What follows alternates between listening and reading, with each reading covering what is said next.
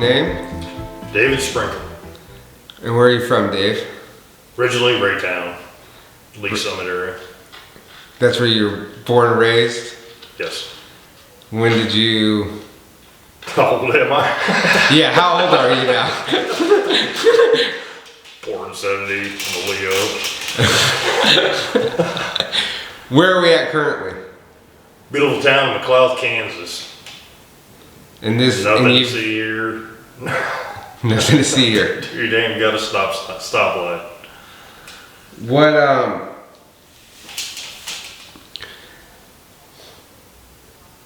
What was it like growing up in Raytown back then?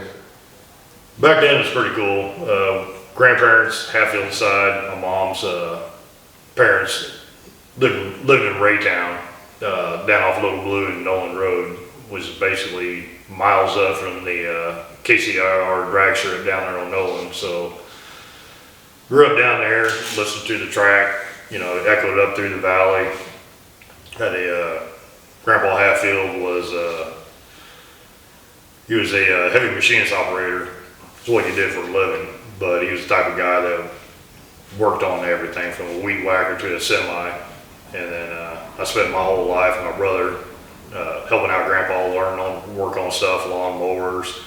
Had us on there, couldn't reach something, so we had an old pair of coveralls he'd slap on us and get up underneath there, and we worked with Grandpa. And that's how basically I learned how to wrench on cars. I mean, learned from him. I never went to school for anything. It was just get in, you want to do something, get in, get your hands dirty, and learn. If you screw up, try it again next time.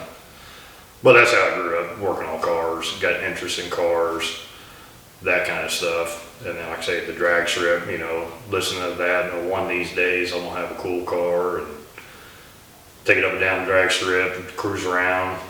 And I never had the money to buy anything. I mean, I remember my first car, I bought 15, was an old 71 Dodge Charger. Engine was tore apart on it, and I think I spent $200 getting it from Grandpa's buddy had a junkyard. And I had to borrow the $200 to buy this car. 15, didn't know jack shit, and ended up learning how to work on cars on that thing. And then finally got it running, typical 16, mullet, jacked up, 71 Dodge Charger on Keystones and 50s that were bald as shit because I couldn't afford new tires. So I'd have to buy used tires and cruise up and down Nolan Road till the cops chase us out. You know, one more time, I'm pulling you over. Well, that's how it all started. So I ran 52, still doing the same shit. Still doing the exact same thing. That changed. Having that much, is there something that kept you away from working on cars for a living, or did that just not interest you? Just never got into it as a living.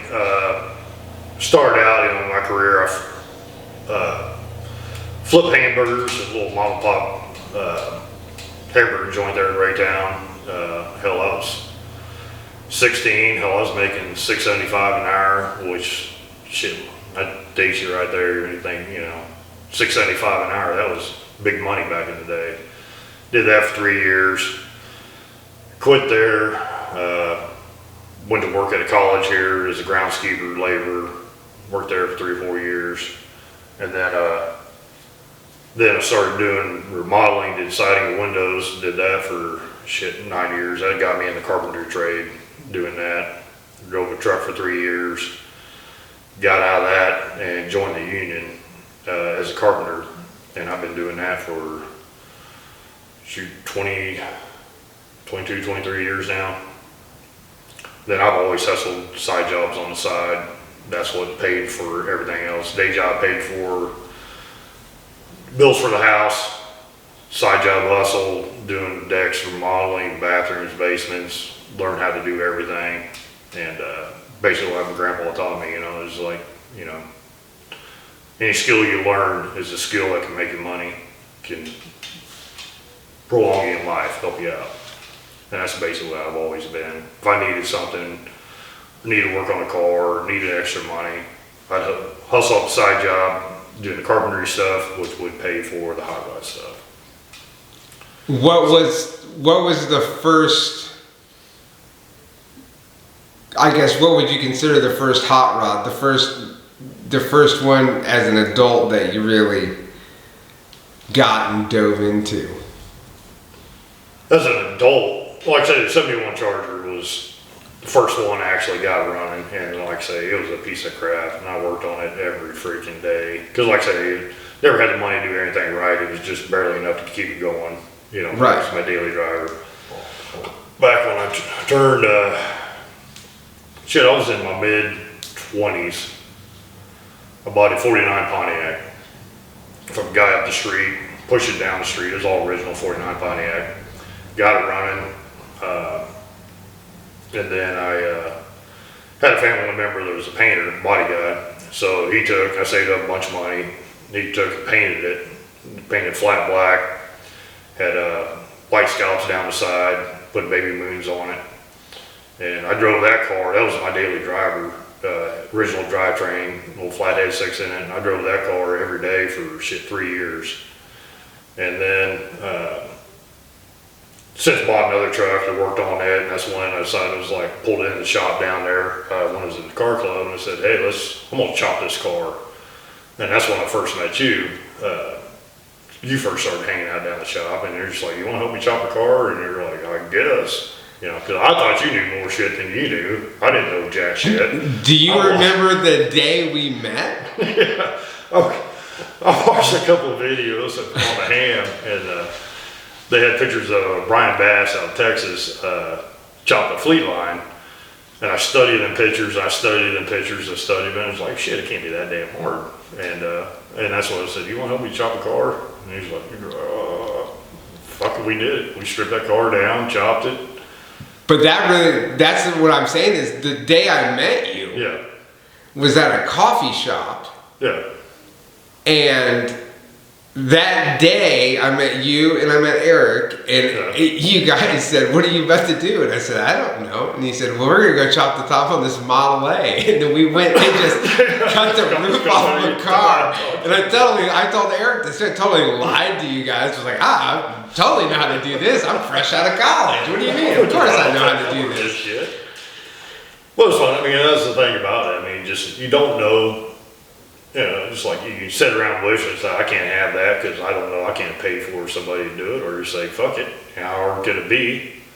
Cut it up and do it. If you fuck it up, cut it apart and do it again.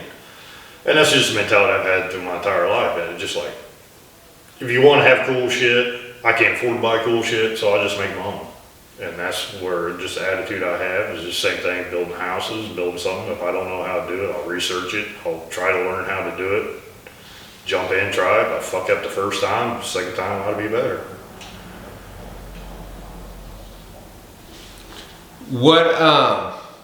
I know we chopped a lot of tops since then.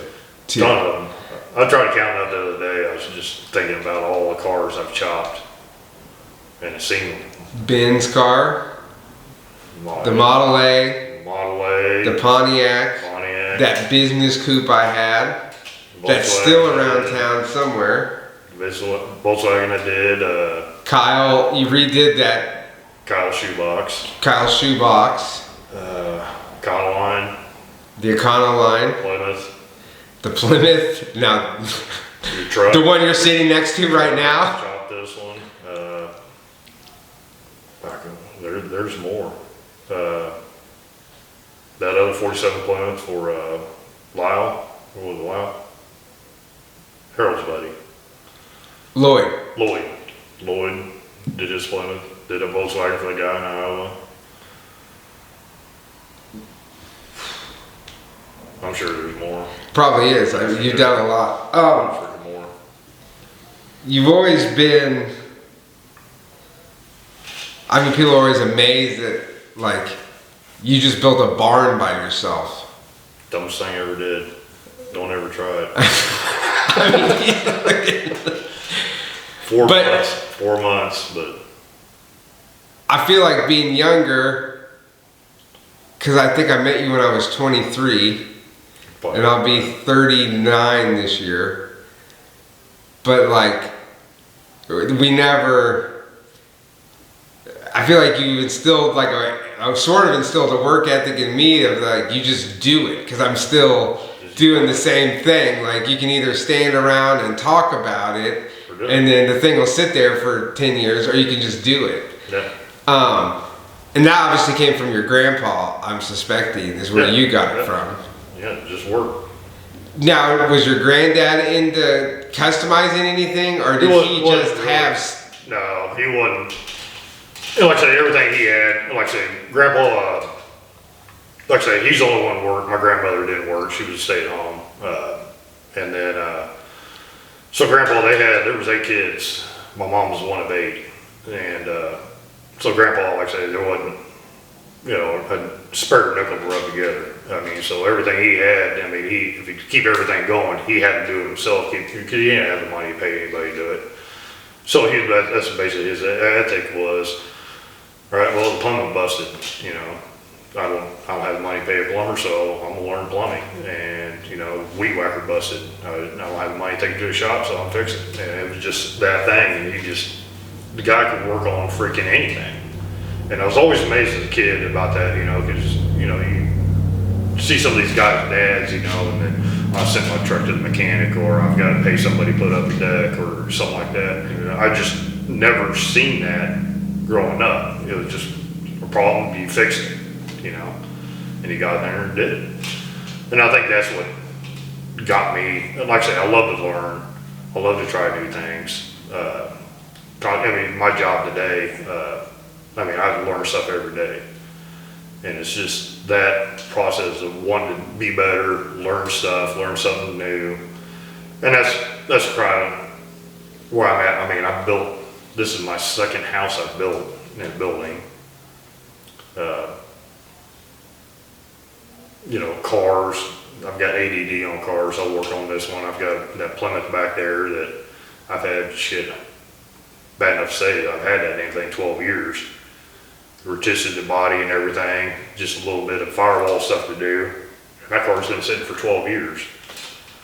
And then I'm working on something else, got to working on this, got to working on the Econoline. Yeah, the Econoline was the first one, I think you probably, similar to Eric 60, that you did and you... Yeah. And that all started with my first wife, was down at the car club, and I'd go down to the car club, and I constantly worked on my shit and everybody else's stuff. And then I remember she made a comment one time. She says, "For a guy that works all this time on cars, you've got the shittiest fucking car."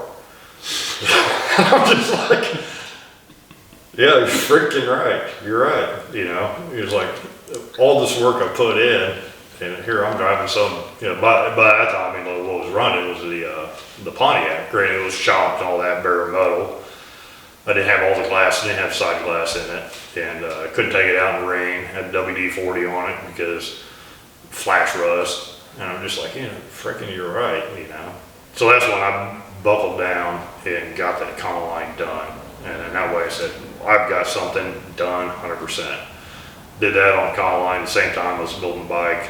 The bike's 100% done. Then that made me feel a lot better, because at least I got something that's done.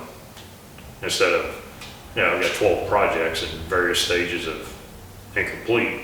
At least you got something done. Now you got rid of the Pontiac. Gave the Pontiac to John Wiggins, because the sucker, when he painted my Econoline, John wouldn't tell me. I told him, I said, how much do I owe you? I bought the materials. I said, how much do I owe you for labor? And John was typical, don't worry about it. We'll figure it out later. And it finally got to the point he got it painted, got it back from Bob Bond, got it cleared. And we took it to John's house because he was going to cut and polish it at his house. And it was the same thing. It's like, John, what do I owe you? Because I just hustled up a side job, had a little bit of cash stashed back, and I was hoping to hell that was enough. Because I know a custom paint job ain't cheap, even if you buy the material, and I was adamant on paying him. So John kept on, typical John, don't worry about it, we'll figure it out later. And I was just like, so he finally called me up when the Econoline was done. And he said, come pick this piece of shit out of my driveway. out of my garage. I said, all right. So asked him again. I said, what do I owe you? Oh, don't worry about it. So it pissed me off. So John was after that Pontiac for years. He always thought, you know, it was cool. He wanted to finish it because, like I say, it sat in bare metal forever. And it was a running, driving car. And I told him I never want to sell it. You know, I'm going to sell it and finish it. So finally said, screw it. And I said, I'll show this cocksucker. So borrowed Slim's closed trailer, stopped by the shop, loaded the Pontiac in the back of it, grabbed the titles, signed it over to John Wiggins, drove to his house, and he lived in a cul-de-sac, so I parked outside the cul-de-sac, and he goes, well, what are you doing? I said, easier than a load, I don't want to turn this trailer around. So he went into his house, dropped the tailgate on the trailer, pulled the Pontiac out, drove it up, parked in his driveway, and John came out, and he just like, what the fuck? He goes, why'd you bring this here? You know, he said, we didn't even talk about what we're doing with it. I said, you can do whatever you want with it. He goes, no, man, I don't have room in my garage. I'm finally getting your truck out. You know, I want to clutter up this. He goes, I don't know what you want to do with it. I said, you can do whatever you want with it. And I pulled the title out, and I threw the title at him with the keys. And he's just standing there, he's like, what the fuck, what's this? I said, you got all the time in the world to figure out what you want to do with it. I said, it's yours. Title's already signed over. There's the keys. You can do whatever the hell with it. Now, let's get my truck out so I get the hell out of here. And he's standing there, he's just like, what? You know, why are you doing this? And I looked at him, I told him, I said, don't worry about it. And trucking left. But John, no longer with us, passed away, yeah, unfortunately. best dude ever. I mean, one of the best custom paint guys in Kansas City. Squirrely as hell. Had a heart of gold, but he was quirky. He sucked way too many paint fumes. He's doing it, but good guy. Super freaking talented. He had a couple cars himself that he's painted. There's Galaxy that's up currently. I've seen it up in Iowa. The guy has it. Father and son bought it. His original Galaxy, and then he built a 53 Ford pickup F100. God, it was totally cherried out, purple, gray seaweed flames down the side. Cool ass car. And then he got into bikes, is what he started doing. Started building choppers, painting choppers, and stuff like that. And later on, he sold the Pontiac to another guy to fund a chopper, that full-on show chopper that he was building at the time. But yeah, when he passed away, I think John was in mid-40s, died of a heart attack, riding a bike. But and the Pontiac is now bodywork painted. Oh, it's done. Still a running, driving car. Yeah, the guy that John sold the Pontiac to was an older guy out there in Independence, and Buddy Kyle Osborne he had to go. The guy hit him up on buy air ride for a car, so Osborne, I guess, sold the air ride to this guy, and then he said, "Man, I think that was your car, your Pontiac that this guy's got." And he ended up giving the guy my number. The guy called me up, cool ass old dude, and but he took that Pontiac and pulled the engine out, put a whole new drivetrain, air ride it, full paint. I mean, it's gold. Beautiful car. It turned out beautiful. But it's cool to see it done. You know, he was asking me about the history of me and John and all that. But it's cool to see that car done, which is what I wanted John to do. But who cares? I mean, it's done. It's out there. You know, a little chop Pontiac that we did. You know, standing there just like, what do we do? You know, hope this turns out all right. You had no idea. Yeah. Which is cool. And tell us a little bit about the Econoline. That's what year is it? It's a 63 Ford Econoline, and it's the same thing. Everything I got's like passed down like a redheaded stepchild, but I think, who bought it? Jimmy Flowers went to some, and Mike Cosgrove went to some auction. Some guy was selling all this crap, and there was two Econolines, and Mark Cosgrove ended up buying them both. And it was original, that turquoise blue, rusted out piece of shit, and 6-cylinder in it. And Cos bought it, and he was going to fix it up and be a daily driver. Well, Cos, anybody knows Mark Cosgrove, if it don't go 90, it ain't worth a shit. So he ended up taking that, and he sold it to Russ Morgan, which is in the car club. Russ was gonna fix it up, be a daily driver. At the time, I was remodeling Russ's basement. It's the same thing, going back to hustling side jobs. I was remodeling Russ's basement, and then Russ, he changed his or didn't want no more. So I was just like, hey, what are you doing with that Econoline? And he's, I'm gonna sell it. And I asked him what the price was. And I said, well, how about this? I'll take it, and I'll just knock the price off what I'm charging for the basement. And so we did that, and then I drove it, got it drivable. I remember the first year, I mean, it was no heat, no nothing, floorboards full of holes. We decided we was going to Torque Fest. And Torque Fest is in February, March. No, it was April then. It's colder than hell. It's always cold. You hopped in with me, I threw the chopper and back, and yeah, we were driving to Torque Fest, and went to Dubuque, Iowa in the winter. And a car with no heat and holes in the floorboard. I remember we got just outside of town, and Eric and a couple other guys going, and I remember you pulled over a gas station, like, I can't take it no more, I'm getting in the car there. Yeah. Still on drugs back then, and I was like, yeah, I'm not doing this. I remember Eric was driving his regular car. Yeah. Because he had to go to work right after that. And I remember getting him in his car and just still freezing, like, what the hell am we doing? Yeah. Well, we drove up there, made it up there and back, and then I drove it around like that for, like I said, it was my daily driver there for a while, and then got another car, another daily drive, and then I was just like, you know what, I'm gonna work on this, and that's what I said, I'm gonna chop the top on this, and then it just went full on about that time, I was like, I'm gonna have one thing done. And I just buckled down and turned it into the most useless pickup ever. I mean, it's full on custom paint job that can't be color matched worth of shit.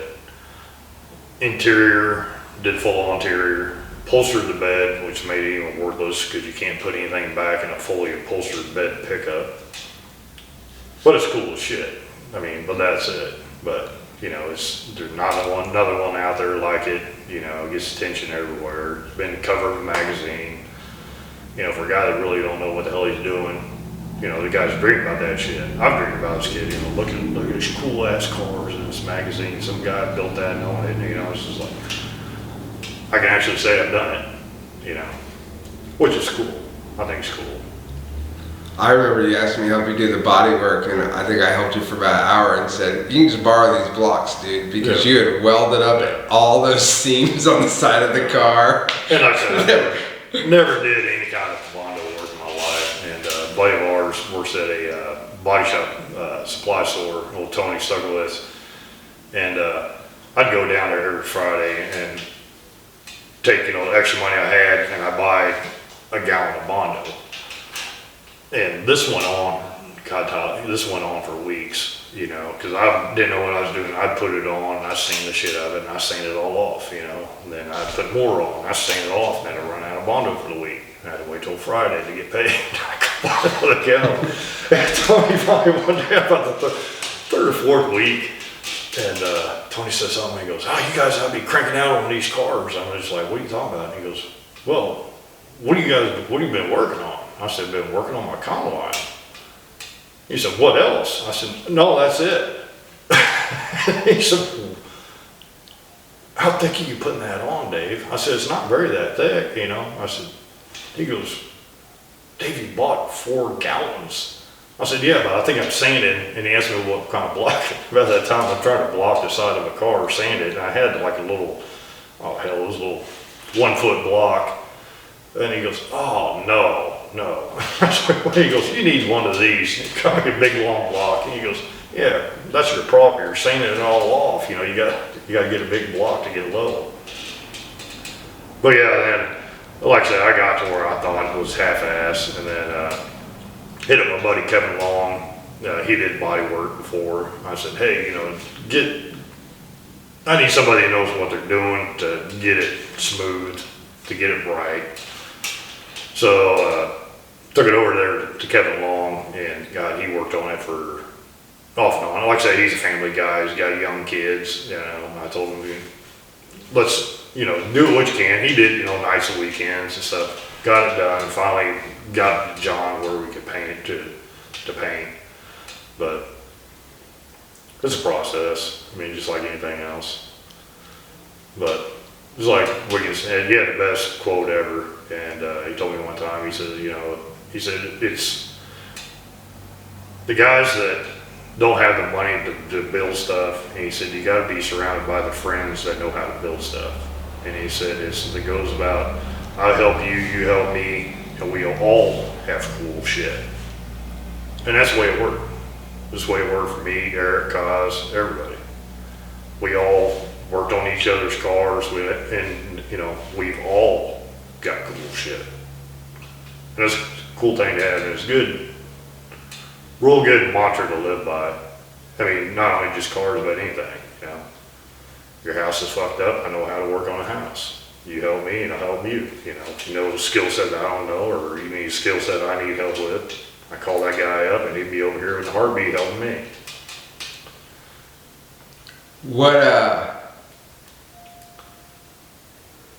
Yes, I'm still waiting to get the house to make you guys help me.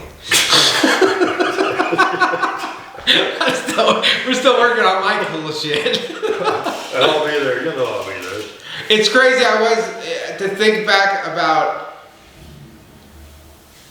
during that time, me and John being the only two people who professionally, that was our trade. Yeah. And how many cars we still, you and I specifically have spent a lot of time together. Like I didn't have anywhere else to go most of the time, so I ended up right there with you every night of the week building something. Yeah. So it is, we did make a lot of cool, and we still make a lot of cool stuff. Like I said, they're still out there, still here. I still got my Econoline, still got my bike, still got a lot of the cars that I want to get done. I still got. Right. I sold off a lot of stuff. You know, realized hell, I'm 50. You know, if I live to be 100, I can't do 12 cars at the pace I go at, because I just don't. I've got a regular job, full-time job, hustling other jobs on the side. You know, it's the time. I give up on deadlines anymore. When I get it done, I get it done. You know, so